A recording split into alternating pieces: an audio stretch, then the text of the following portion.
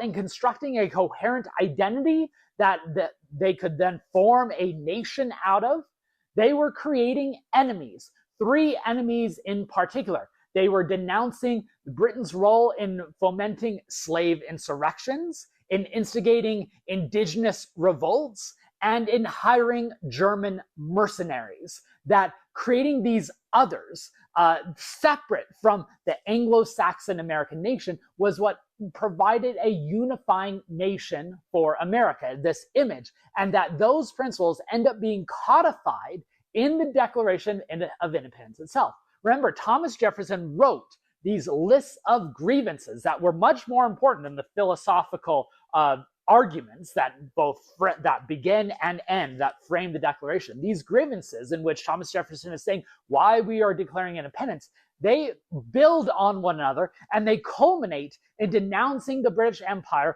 over their instigation of slave insurrections, of fomenting indigenous revolts, and in hiring German mercenaries. So that story of racial distrust and race war and white grievance was at the heart of the story. This isn't some woke modern day reinterpretation. That's in the sources themselves, because that's what happens when you look at the newspapers from 1776.